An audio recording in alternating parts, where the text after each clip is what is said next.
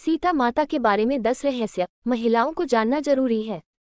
भगवान राम को समर्पित 2 ग्रंथ मुख्यतः लिखे गए हैं, एक तुलसीदास द्वारा रचित श्री रामचरितमानस और दूसरा वाल्मीकि कृत रामायण।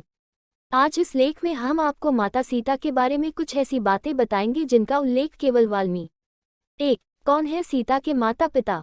देवी सीता मिथिला के राजा जनक की ज्येष्ठ पुत्री थी, इसलिए उन्हें जानकी भी कहा जाता है।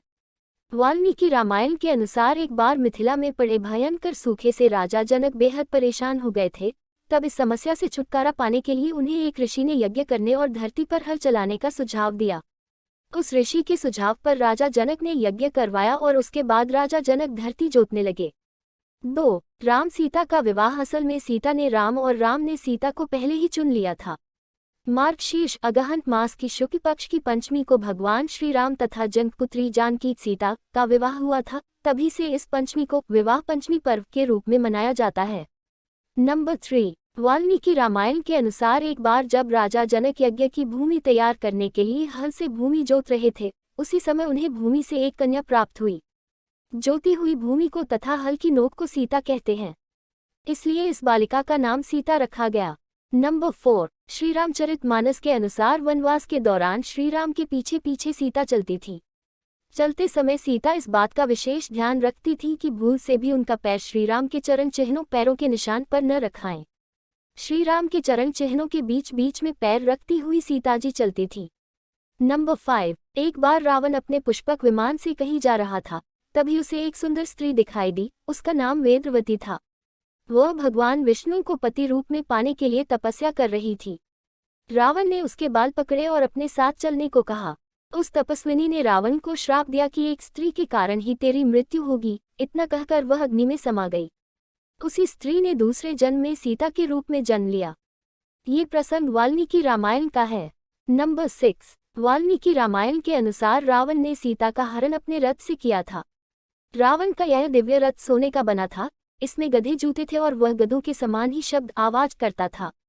7. जिस दिन रावण सीता का हरण कर अपनी अशोक वाटिका में लाया, उसी रात भगवान ब्रह्मा के कहने पर देवराज इंद्र माता सीता के लिए खीर लेकर आए। पहले देवराज ने अशोक वाटिका में उपस्थित सभी राक्षसों को मोहित कर सुला दिया।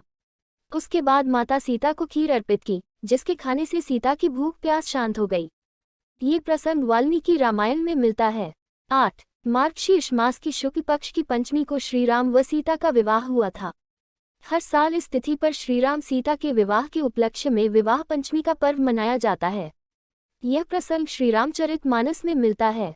9. वाल्मीकि आश्रम में सीता जब गर्भवती थी तब उन्होंने एक दिन राम से एक बार तपोवन घूमने की इच्छा व्यक्त की, किंतु राम ने वंश को कलंक से बचाने के लिए लक्ष्मण से कहा कि वे सीता को तपोवन में छोड़ आएं।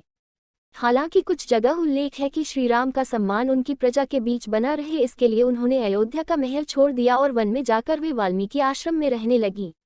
वे गर्भवती थी और इसी अवस्था में उन्होंने अपना घर छोड़ा था। वाल्मीकि आश्रम से सीता ने लव और कुश नामक 2 जुड़वा बच्चों को जन्म दिया। 10. सीता की मृत्यु। माता सीता अपने पुत्रों के साथ वाल्मीकि आश्रम में ही रहती थी। एक बार की बात है कि भगवान श्री राम ने अश्वमेध यज्ञ का आयोजन किया। उस यज्ञ में वाल्मीकि जी ने लव और कुश को रामायण सुनाने के लिए भेजा। राम ने दोनों कुमारों से यह चरित्र सुना। कहते हैं कि प्रतिदिन वे दोनों 20 सर्ग सुनाते थे। उत्तरकांड तक पहुंचने पर राम ने जाना कि वे दोनों राम के ही बालक हैं। नंबर 11. सीता का साहस। माता सीता का जब रावण ने अपहरण कर लिया और उन्हें अशोक वाटिका में रखा, तब इस कठिन परिस्थिति में उन्होंने शील, सहनशीलता, साहस और धर्म का पालन किया। इस दौरान रावण ने उन्हें साम, दाम, दंड और भेद तरह की नीति से अपनी ओर झुकाने का प्रयास किया, लेकिन माता सीता नहीं झुकी, क्योंकि उनको रावण की ताकत और वैभव के आगे अपने पति श्रीराम और उनकी शक्ति के प्रति पूरा विश्वास था। नंबर 12. लंकाधिपति रावण ने अपहरण करके 2 वर्ष तक माता सीता को अपनी कैद में रखा था। इस कैद में माता सीता एक वाटिका